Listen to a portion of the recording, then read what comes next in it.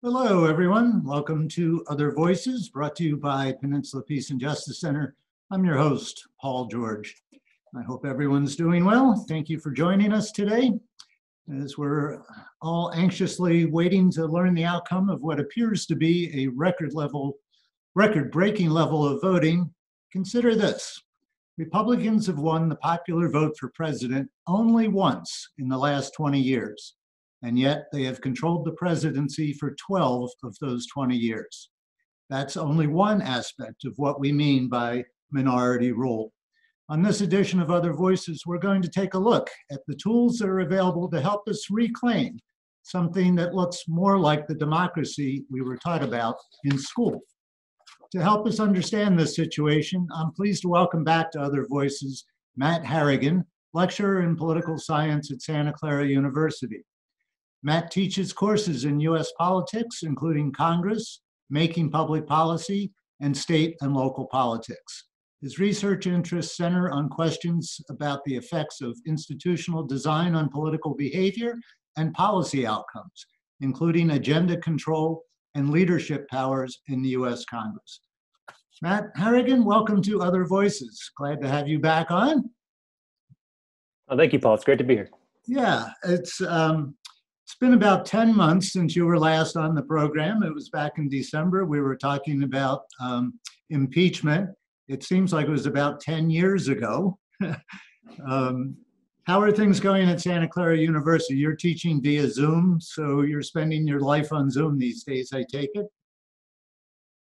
I sure am. I've got my usual intro to U.S. politics and U.S. Congress course right now. So navigating this election along with the students, socially distanced, of course, all via Zoom. So yeah, we are just like everybody else, living online, trying to make it work right now. Yeah. Have you noticed any uptick in interest in politics on the part of students with all the controversy at the top of the political heap these days in this country?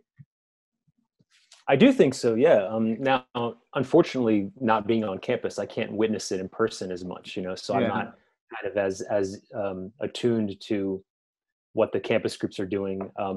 But in my classes, yeah, I mean, the students are certainly a little more aware of the stakes of politics. So they're excited. Many of them will be voting for the first time and are voting for the first time already. Yeah. So yeah, there's energy. I think the disconnect of not being on campus might have some of an effect. Yeah. They may not feel as connected to others and have these conversations with their peers. But no, I think there's energy, and I think we're already seeing that statistically in terms of young voter turnout.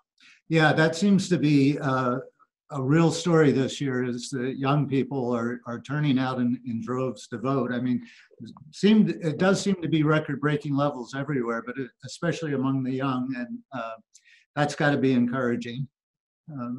Hopefully, anyway. So let's start this conversation about minority rule with the events of this week and the confirmation of Amy Coney Barrett to the Supreme Court. And I want to frame this way for our viewers here. Never before in history has a Supreme Court justice been nominated by a president who lost the popular vote, and then was confirmed by a Senate vote that represented less than 50% of the American electorate. That had never happened before the Trump era. It has now happened 3 times. An unpopular a president who lost the popular vote, and only enough votes in the Senate that represent less than 50% of the population. Your reaction to this whole thing with the Supreme Court and how it was handled, and now we're facing a 6-3 very conservative majority for a very long time. I think it's a perfect example of what we talk about minority rule. Your thoughts on this? Yeah, this particular nomination and confirmation process it has a lot of layers to it in terms of thinking about our institutions and whether they're working as they should and whether they're representative as they should be. As you said, a president who lost the popular vote has now sort of, just by the random sort of circumstances of the court, filled three, of the positions, a third of the court, despite losing popular vote by millions, right? By I think about 3 million back in 2016. 3 million. Republicans have nominated 6 of the last 10, I think, Supreme Court justices. Despite having only won the popular vote, in 2004, otherwise not since 1988, I guess. Yes. It does seem that we've had this party that sort of benefits from the electoral college structure, and maybe benefits from the 2 votes per state for the Senate, and has secured this position to where they can kind of fill the courts. And then on top of that, you have what's happened with the politics of the Senate. 2016, obviously, January, Justice Scalia dies. Mitch McConnell and the Republicans refuse to even take up the Garland nomination. They all go on record, Lindsey Graham and others, right, making the case that you don't do that in an election year. You don't fill a vacancy, you wait until the voters decide, and then immediately flipping that this year and saying, well, hey, we're in power now, so we get to do this. So those 2 layers to this, I think, make people really sort of wonder if this process is working as it should. Yeah.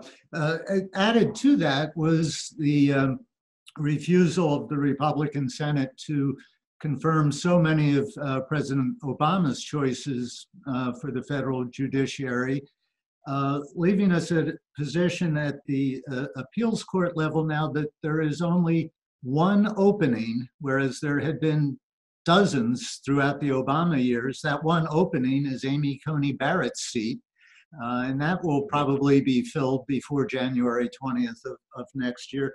This has been kind of a very long-term goal of the conservative right wing, has it not, to pack the courts? And it's not an accident. It's been a goal of Mitch McConnell's for his entire political career, I think, since he entered the Senate, decades ago. He and other conservatives have seen the court as a place where they can, install people who will be there for a long time, who will block, the advancement of a liberal agenda by the Congress and by the president, and who can maybe roll back precedents that they see as wrong, Roe and others. So yeah, it's definitely been a goal, and they definitely stifled the Obama administration throughout President Obama's time in office, whether it was filibustering nominations during his first term that led to the Democrats getting rid of the filibuster on the lower court nominations. And then later on, for the remaining years of his presidency, when the Republicans controlled the Senate as the majority, just outright, blocking and delaying, leaving court vacancies for, hundreds of days at a time, right? Right. And some, of course, remaining unfilled, and then President Trump being able to come into office and fill them pretty quickly. Yeah, they've been successful. They've been quite successful in terms of their goal of using their position as in advice and consent, using their position to confirm nominees or to reject them, to pack the court as they see fit. So let's be optimistic for a moment and assume, for argument's sake, that the Senate does flip and there's a Democratic majority in the Senate next year. What tools do they have available to respond to?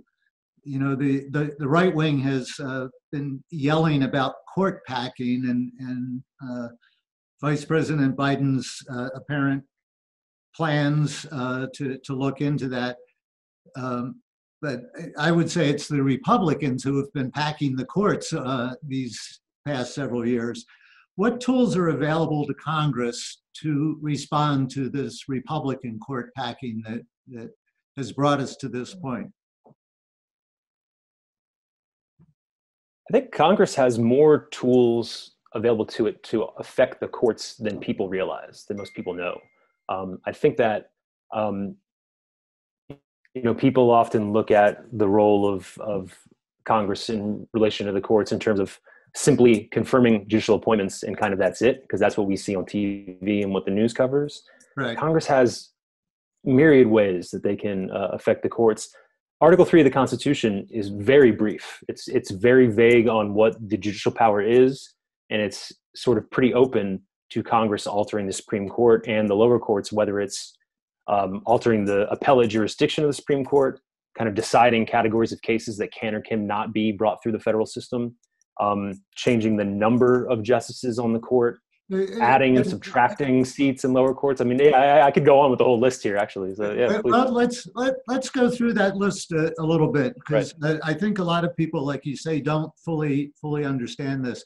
So let's start with the jurisdiction. Congress can actually restrict the range of cases that the court could hear, could they not? Yeah, the Constitution, again, beyond Article 1 with Congress, it's fairly vague in its language when it comes to the other branches. And the Supreme Court is certainly no exception to that. And there is a line in there, and I'm going to get the exact language wrong, but it's something about the court, when it is deciding controversies and cases, it does so sort of within the parameters and regulations, I think is the term that's used, that Congress may set. So Congress is able to regulate the appellate jurisdiction of the Supreme Court, not the original jurisdiction. I mean, that was one of the matters in Marbury v. Madison, of course. They can't alter the original jurisdiction, but the original jurisdiction of the Supreme Court is really limited, right? It's about cases with ambassadors, right, and things like that, in which the government is a party. Aside from that, it's a broad set of cases that the Supreme Court can, or that Congress can alter the jurisdiction of the courts on. So setting aside kind of categories that can't be directly appealed. Now, they don't do that much, right? They've actually kind of, it's my understanding, kind of shied away from doing too much what they call jurisdiction stripping from the courts, because they don't want people to think that they are, encroaching on the separation of powers. But there have been, areas where they've said, this thing is immune from a suit, or, this thing is not going to be heard on appeal. Very interesting. And then the what gets referred to as court packing is Congress's authority to set the number of justices, set the number of appeals courts, and throughout the size of the entire federal judiciary. But let's start with the Supreme Court. There's nothing in the Constitution that says the number shall be 9. That's entirely up to Congress. Is that correct? That's true, and that number is really just based on tradition and precedent at this point, because it's the number that has been standing now for 100 years or so, back to the aftermath of the Civil War. And it's a nice odd number, I guess, is another thing that, of course, the people focus on. But aside from that, I mean, the number changed many times in the early 1800s and during Reconstruction, as Congress tried to deal with presidents of the other party, or presidents who weren't sympathetic to their agenda.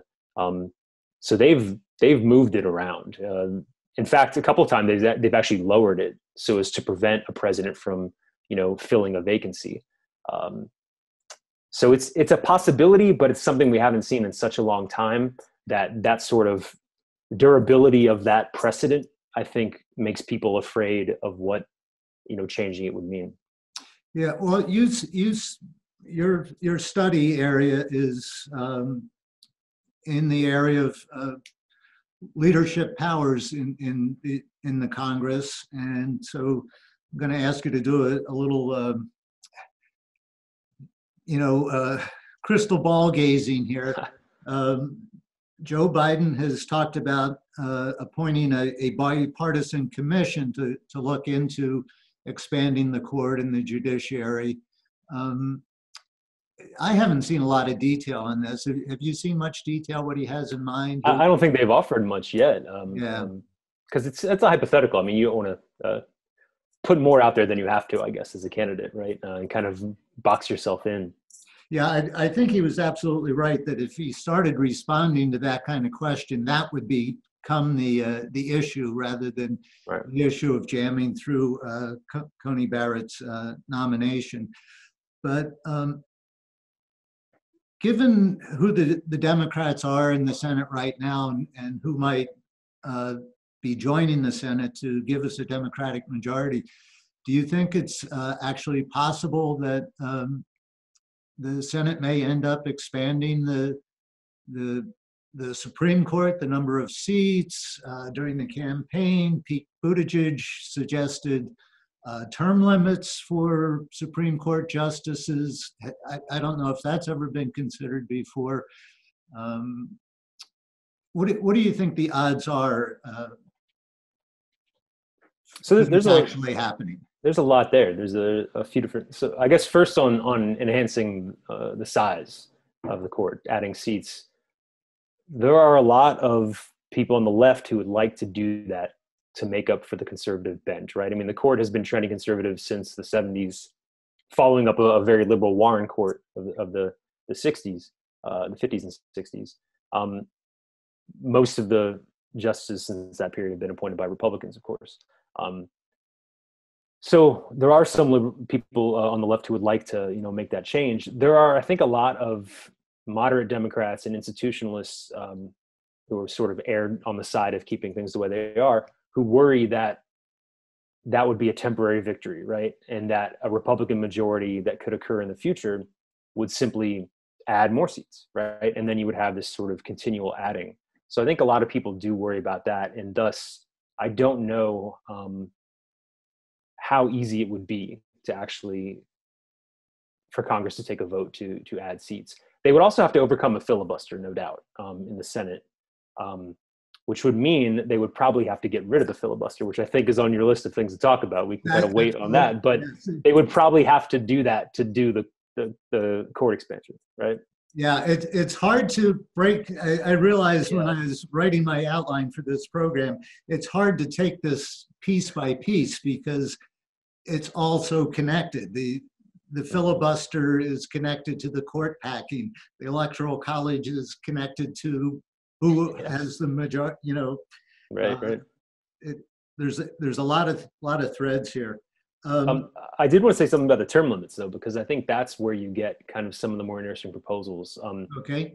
It would take a constitutional amendment because the Constitution does say that justices and judges will serve in good behavior, which is taken to mean for life, or for as long as they choose to. Yeah. So it would take a constitutional amendment, but there are some really interesting proposals. Scholars have been pushing for a long time for 18-year term limits, which are pretty substantial. You're talking about triple a Senate term, right? Yeah. And what they would do is they would occur every 2 years. So you would stagger them. That would not only, prevent justices from just sort of being these people who serve for 30, 40 years, right, and have this massive say despite being unelected. It also would create some predictability, right? You would have, every president would have 2 vacancies to fill. So you wouldn't have Jimmy Carter getting shut out and having no nominations and Donald Trump getting 3 in the same period of time, right? Right. And it would create some kind of expectation for voters in every presidential election of, I know there's going to be 2 Supreme Court seats attached to this, right? So that's always, to me, been a really intriguing proposition. It would require 2/3 of the House and Senate passing it and 3/4 of the states ratifying it to amend the Constitution. So it's a big ask, but it doesn't favor one party or the other, except for maybe in the short term would hurt Republicans because it would shorten the window for people like Thomas and some of the other longer term Republicans. And just to be clear, to simply add seats to the court would not require a constitutional amendment, but to have term limits and rotating terms would require. It's all dependent on what the framers decided to include in the Constitution and what they left out, right? So the difficulty of these things is all based on whether these guys 230 years ago decided to write it down or not. That's true. And now we have these strict constructionists on there trying to figure out what they meant 230 years Exactly. ago. You're mentioning the fact that if there were rotating terms like that, that it would make the makeup of the Supreme Court kind of a perpetual issue in presidential elections. And I was just wondering that the Republicans have used the court as a motivating factor in their campaigns for a long time, especially in relation to Roe v. Wade. Do you think they've lost a big motivating factor here by grabbing this big majority? I suppose time will tell. And by time, I mean the next 4 or 5 days, right? Yes. We can see how motivated Republicans were to turn out, especially in swing states. The president has seized on the issue. Even last night, I think, during a kind of late night visit to Twitter, he mentioned the judges again, right, and sort of Biden packing the court with liberal judges of the radical left, as he put it. Yes. So he's trying, I think, to keep people motivated, and he's used this court packing idea as a way to say, hey, you might feel safe about your conservative court now, but in the future it could be in jeopardy. So yeah, I mean, maybe there's less urgency, but I think they're trying to maintain the urgency. So we'll have to see how it plays out. Okay, but let's move this on a little bit. In the opening, I mentioned that about the Republicans getting the winning the popular vote only once in the last 20 years, and yet controlling the White House for 12 of those 20 years, and that's laid right at the feet of the Electoral College. And our current makeup is the 53 Republican senators represent 153 million people in the states that they come from. And the 47 Democrats and independents represent 168 million. That's a 52 to 48% majority. Well, the Democrats represent 52%, but the majority Republicans represent 48%. Remind us a little bit of the history of the Electoral College and why we have it and what can be done about that. We've come close to kind of getting rid of it a couple of times in our past. And let's talk about that as a possible avenue to be pursued to kind of rebalance democracy in here. Your thoughts on the Electoral College and chances for getting rid of it. But first of all, what it was designed to help secure the rights of smaller rural states. Is that correct? A rough thumbnail shot? Yeah, there's a few reasons I think that the Constitutional Convention produced it. One, related to it certainly is the effort by smaller states to not be overrun by the larger states in the government. Given that under the Articles of Confederation that immediately preceded the Constitution, the small states had equal votes in Congress, right? I mean, they were equal players. New Jersey and Rhode Island, et cetera, had the same say in the Congress of the Confederation, as did Virginia and New York and North Carolina and the bigger states. So they were kind of used to that. So I think at the convention, a lot of their arguments of, hey, we deserve equal footing regardless of population, prevailed more than maybe they would in a modern conception of the United States. And that's true when it comes to the Senate and the eventual Electoral College. But another part of the Electoral College discussion at the convention was who should choose the president, and how would that affect who the president kind of felt accountable to. There were original proposals to have the Congress choose the president. I mean, that was the way it was set up in Madison's Virginia plan, that the House and Senate would elect the executive. But then at the debate, they of course reached the conclusion that what's the point of separation of powers then if you're having this puppet essentially of the legislature? And they didn't want to go down to the level of having people choose the president, right? Because they didn't want the common man, right, to elect the executive. So they met in the middle here, right? Democratic, huh? Well, exactly, yeah. And remember, the people at the convention were like the most educated people in the country and some of the wealthier people in the country. They were not commoners. At the time. Yeah. Right. Yeah. So and then of course the numbers in the Electoral College are based on representation in Congress, which is by no means perfectly proportional. 2 senators per state, and then at least 1 rep. So every state's guaranteed 3. And then 100 years ago, we capped the House of Representatives at 435, meaning that even as we grow, you can't really do much to rectify big population differences. So California has 68, 70 times the number of people as Wyoming, but we've got, the 53 representatives to their 1 representative, and we've got 55 electoral votes to their 3. So those ratios certainly don't comport with the actual proportion, right? Right. So all of that, there's just a lot there, right? And all of that is packed into it. So what are now I understand that there have been serious talks and efforts in the past to try to do away with the Electoral College and turn to a direct popular vote. And my understanding of it is that these efforts, especially back in the 50s and 60s, were blocked by Republicans who were opposed to the civil rights movement. And they were concerned about losing the Electoral College and switching the balance of power.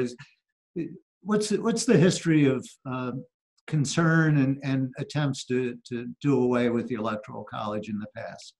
I have to confess, I don't know a ton about the history of those efforts during that time period. I am kind of more aware of the contemporary effort by several states who've agreed to this national popular vote compact, right? The MPV compact, by which they would allocate their electors to the winner of the national popular vote, only if 270 electors worth of states signed on, and we haven't hit that threshold yet.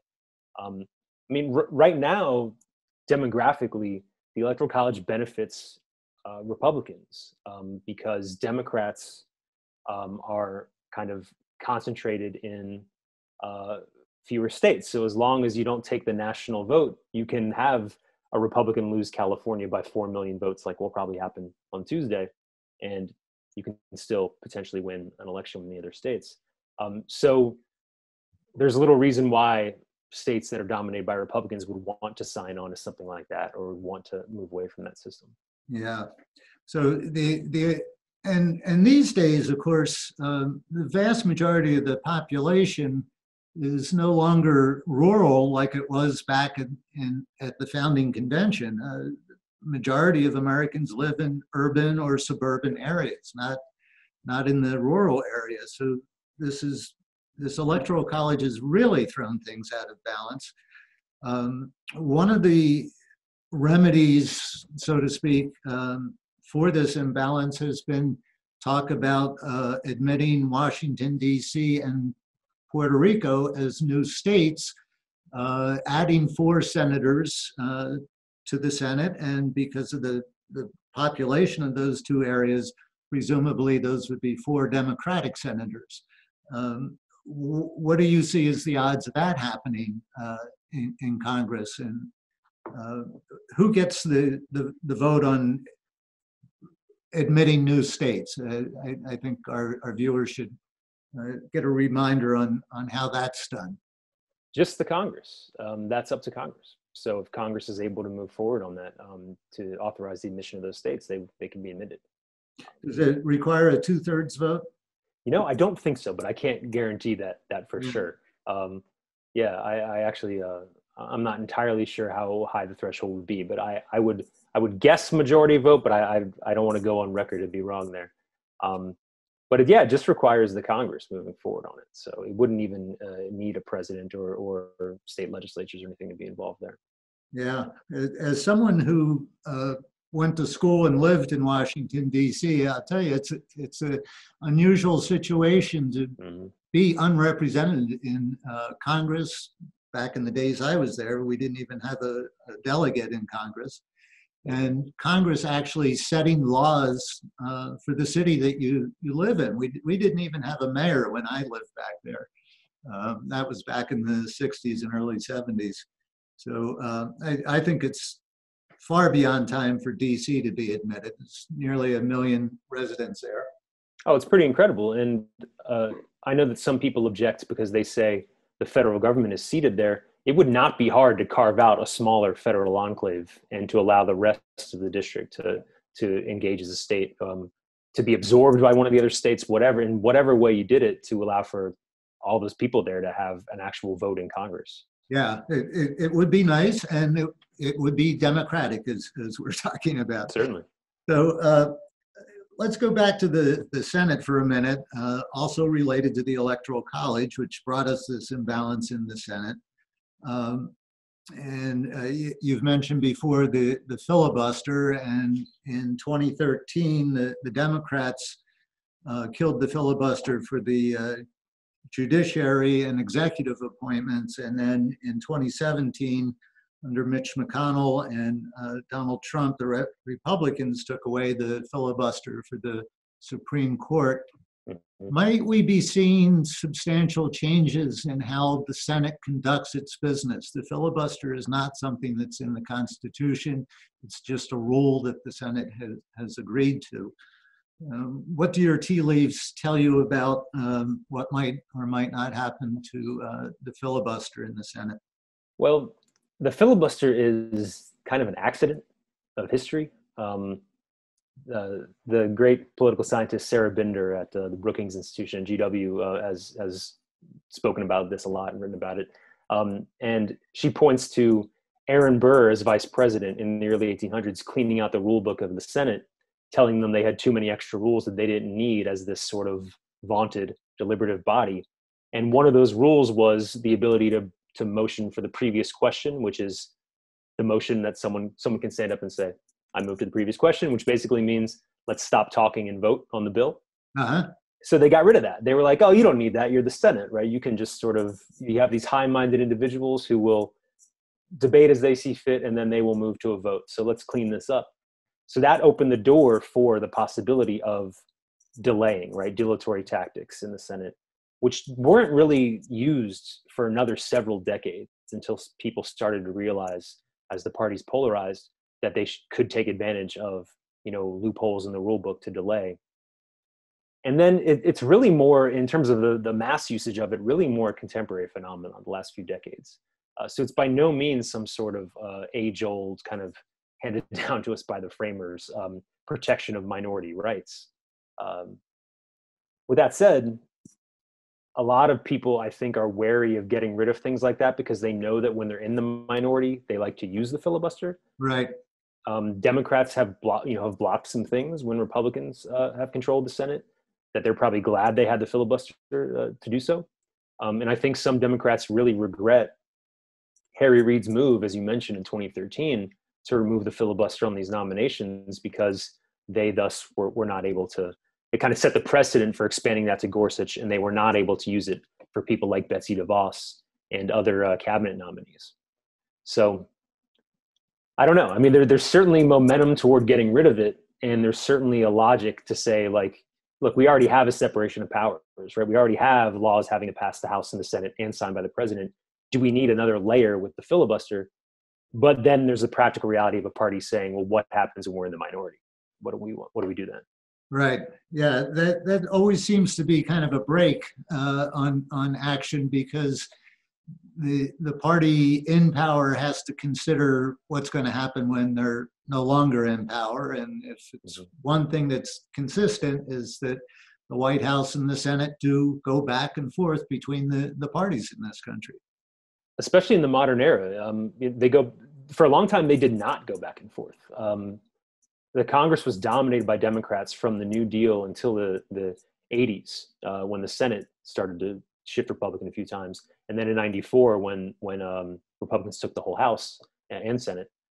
For decades there, the margin between the parties was actually quite large. Yeah. And that happened to also occur during a period when the parties were not very polarized. There were a lot of moderates. There was a lot of bipartisan voting on bills like the Civil Rights Act and Voting Rights Act. But the last 3 decades has been this era of both polarization and real intense uncertainty about what party is going to control Congress, which means every election, everything's at stake and they're fighting all the time. Yeah, that's a very good and important reminder.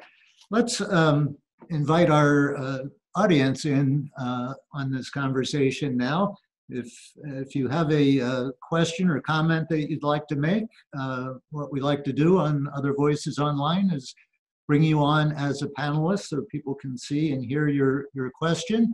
So there's a button for you to click to raise your hand, and when you raise your hand, our director, who's behind the scenes, TD Daniel, will bring you on. And what will happen is you will see your Zoom screen briefly disappear and then come back on. You need to start your video when your screen comes back on. We cannot start your video remotely because of privacy concerns.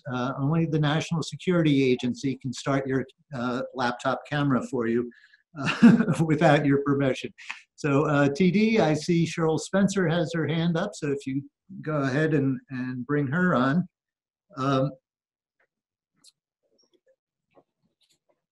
We do want to talk about voter suppression and campaign finance coming up, but let me see if we can get Cheryl on here and get an audience question in here first. Cheryl, be sure to start your camera up. How about me? You invited me to start my camera up. Okay. Yes, hello.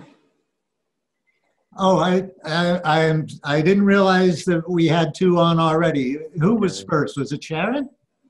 Doesn't matter. Okay. Well, Sharon, you're higher on my screen, so let's turn to Sharon for her question. Cheryl, hang in with us. We'll be right with. So Sharon. Yeah, I have two questions. First, the minor question is just to clarify about what you said about adding states up to the Congress. Is it completely up to the Congress, or is it, if it's just a bill that they pass, the president would have to sign it, wouldn't they? And then I'll tell you both questions. My more major question is about the term limits for the Supreme Court, which sounds like a great idea, except the argument I've heard is that that would get challenged in court, and with the current makeup of the Supreme Court, it would just get shot down. So that's why the only real way to fix things is by expanding the court. Two excellent questions. Matt? Well, for the first question, again, I'll have to confess I'm not as well versed in the statehood process. So there may be errors there in sort of my assessment of it. It's my understanding it's fully under the control of the Congress, and that the Constitution does not prescribe a presidential role for that. There are several things that Congress, I shouldn't say several, but certain circumstances where Congress is in control of things and the president doesn't have to sign it, like a constitutional amendment, for example. Congress proposes those to the states without any presidential signature. So I believe statehood works in the same way. I may be wrong on that exact process, but I believe so. I should have done more homework on that one beforehand, but I didn't. On the term limits of the court, a constitutional amendment could not be decided by the Supreme Court, right? The only way to achieve term limits would be through an amendment to the Constitution. So Congress would have to propose that, the states would have to ratify it.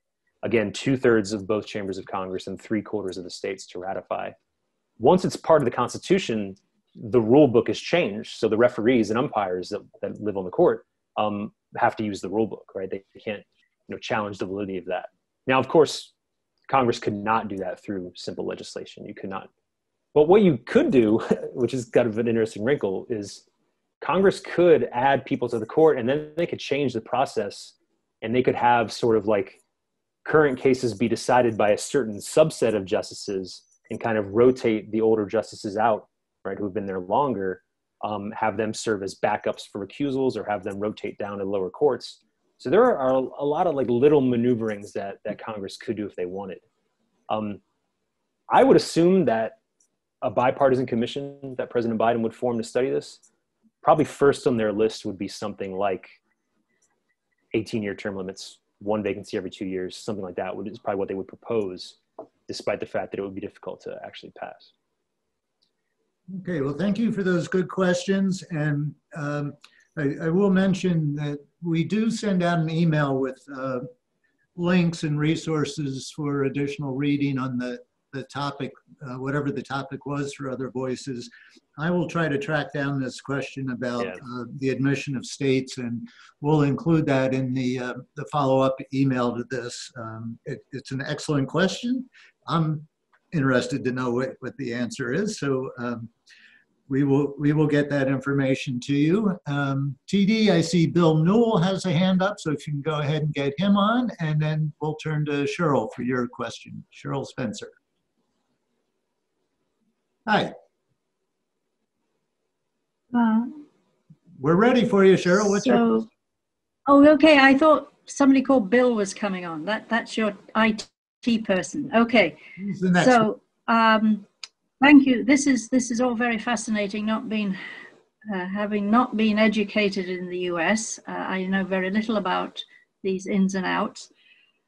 So, Mr. Harrigan, you often say the Congress in your remarks, but I believe that sometimes it's not both houses, the House and the Senate, that would be in charge of something. So when you, in your future answers, your future remarks, can you just be specific whether you mean just the Senate or actually something has to go through both parts of Congress? So that's a request of mine. Okay. Then just this person who was called Barr back in the 1800s, who changed the rules of the Senate, could you just reiterate what that rule was that he got rid of that then allowed filibustering? I didn't quite follow that. Yes, so to the first point, if I say the Congress, I'm meaning that both chambers have to act together, right? Okay. But if I specifically mention the Senate or the House, then that would be something that only one would have to do. Okay. So for everything we've talked about, except for the filibuster, it would take an action of both, right? Thank you. I think the filibuster is the only thing we've covered that would only pertain to one of the chambers, the Senate. As for Aaron Burr, Aaron Burr was the vice president under Thomas Jefferson. Aaron Burr, of course, famously killed Alexander Hamilton, and is an important character in the musical Hamilton because of it. But that's not the only bad thing Burr did, right? Burr also cleaned up the Senate rule book. Maybe not a bad thing, but has turned out to have bad results. Burr cleaned up the Senate rule book when he was the VP, because the vice president is the presiding officer of the Senate. So they do have a role in the Senate, despite the fact that they don't carry it out the way that they used to back in the 1790s and 1800s. And what they did, one of the things that they did was to get rid of the ability of a member of the Senate to motion for the previous question, which is a parliamentary procedural thing by which a participant can stand, seek recognition, and motion that debate be stopped to move toward voting on the matter before you, right? The previous question being, let's vote on the bill that we're talking about. So the House has that. And typically when a bill comes up in the House, there's a rule attached to it that says after this time period of debate, the previous question will be in order, right? We'll then move to a vote.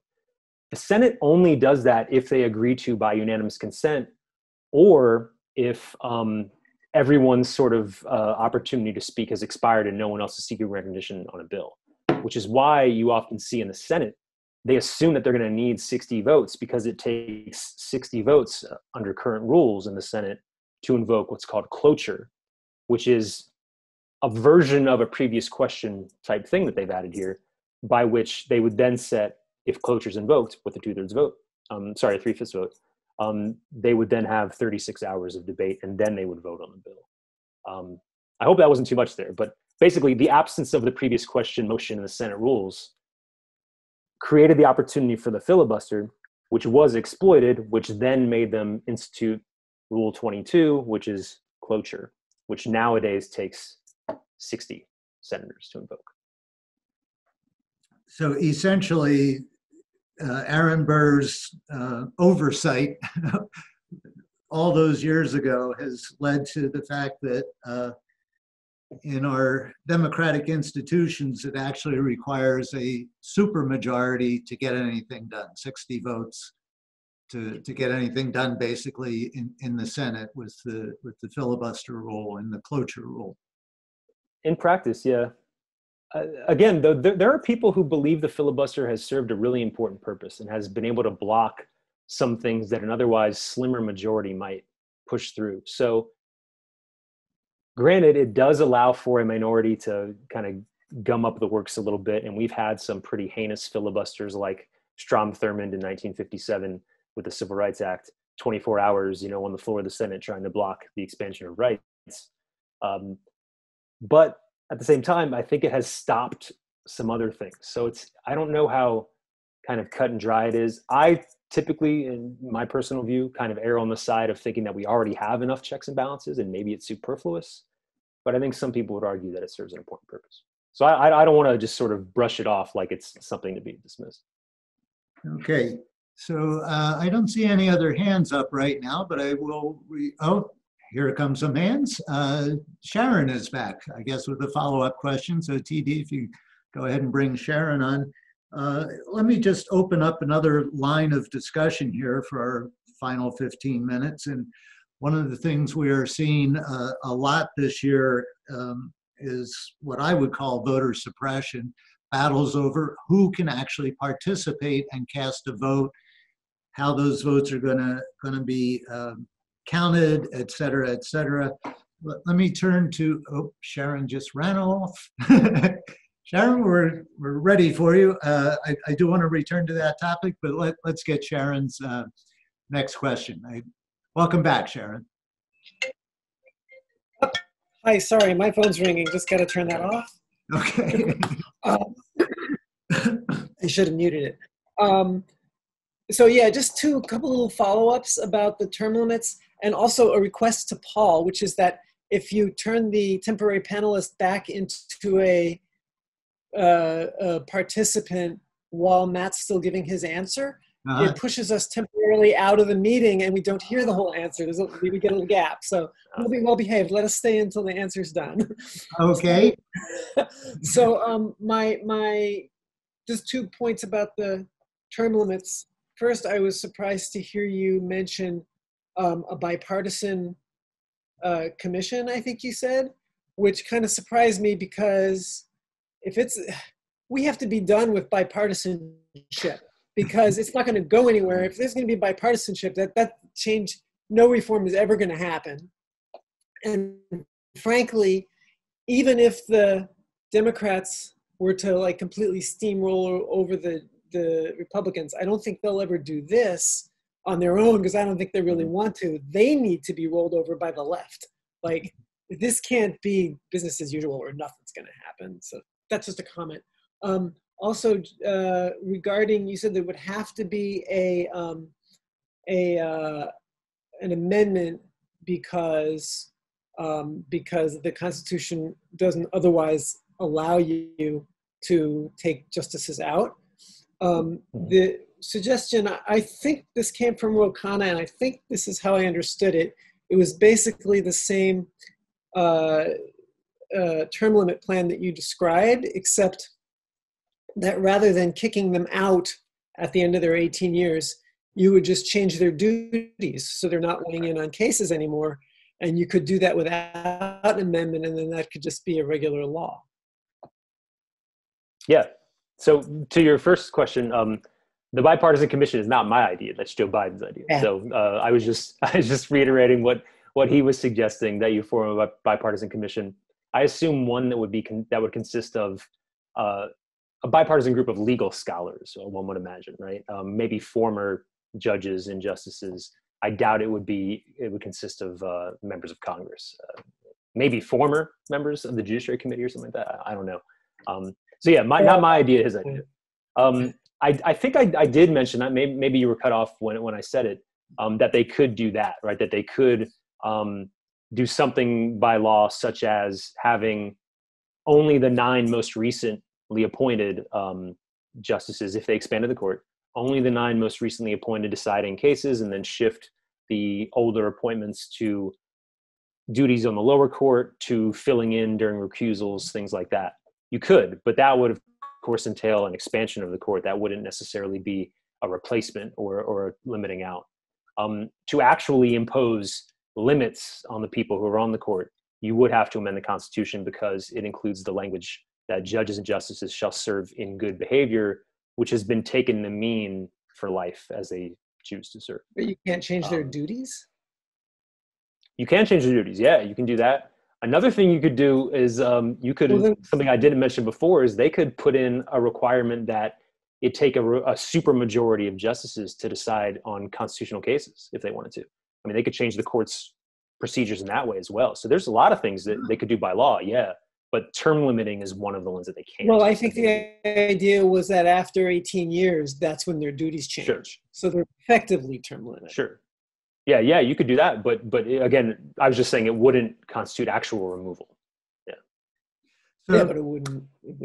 Part of the jurisdiction question here that the Congress controls of the Supreme Court includes they could require, say, a 7-2 vote for certain issues or something like that? I don't They think could. it would require Now, of course, 3 vote. now, of course, it's possible that that case would be revisited in court, or that question, right? And then the court might be in position to judge whether or not that is an adequate use of Congress's ability to alter the regulations of the court, I would guess. Yeah. I might be going down too much of a rabbit hole with that, but yeah, I mean, the Article 3 does say that the court does its business. They decide controversies and cases within the regulations established by Congress if they choose to establish them. So, All right. yeah, they could change the parameters, yeah, for deciding cases like that, the number. For our remaining minutes here, I want to talk about how what we're seeing out in the states. And of course, the Constitution leaves the voting procedures up to the individual states. But is there anything Congress can do to try to make our voting systems, our actual participation, more uniform, at least for federal elections around the country? We've got 50 different systems of counting votes and who's qualified to vote and voter ID. What are your thoughts on all these scattered rules? And is there anything that can be done about, and again, I call this voter suppression. In a lot of states, they are just making it really hard to vote. Yeah, Congress cannot tell the states what to do in state elections, right? In general, they can't regulate those, but they certainly can regulate what happens in federal elections.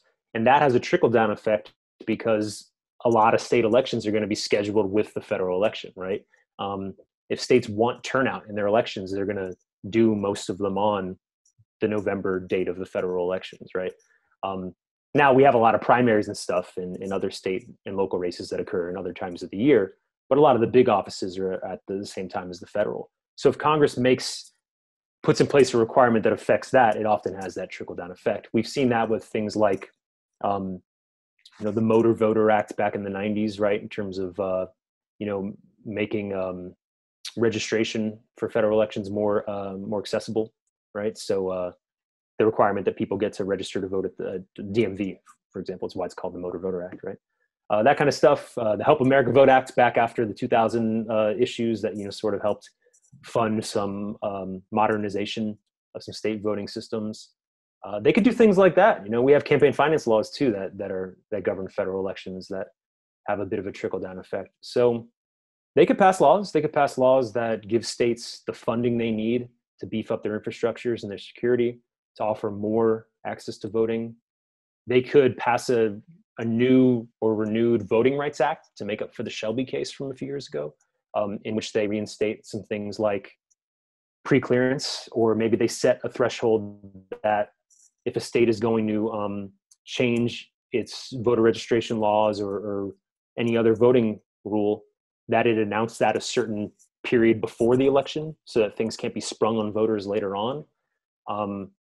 They could go back to, sending federal voting referees from the Department of Justice to observe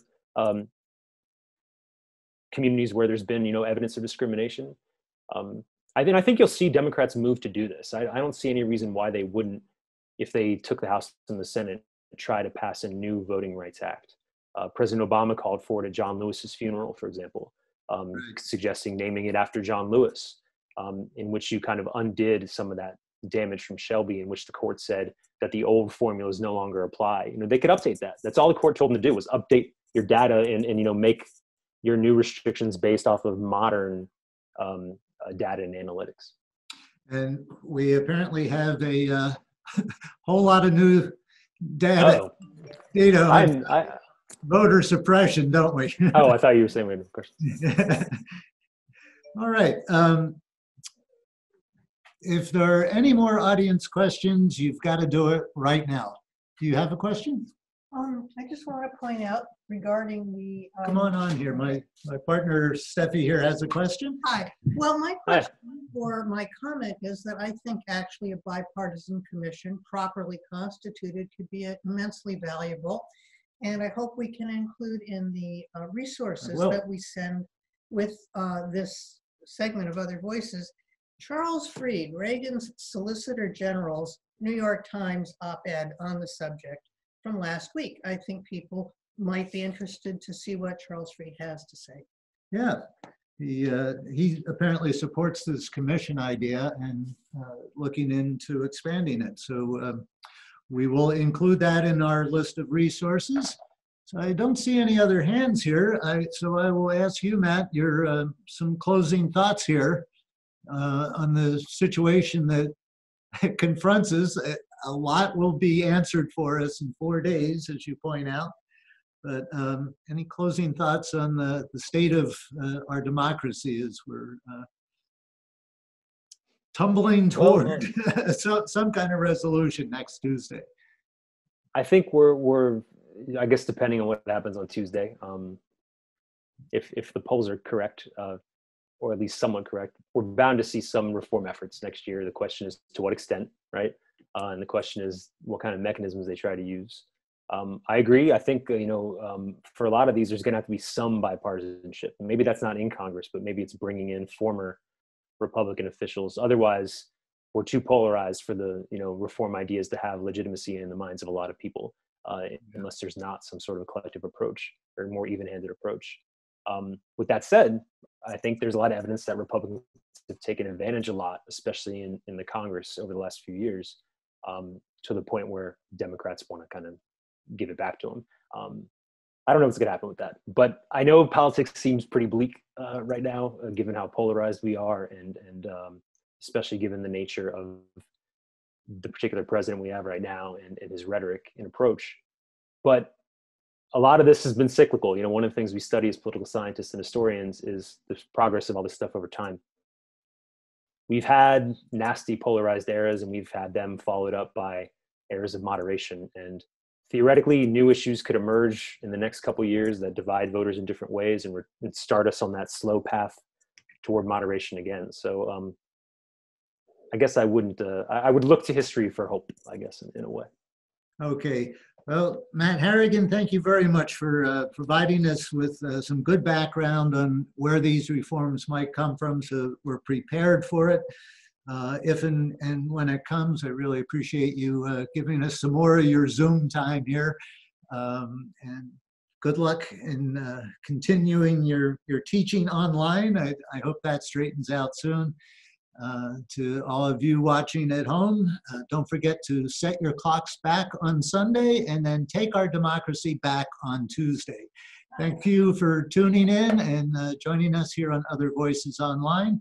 We'll be back again probably after the election. We'll see where we're at.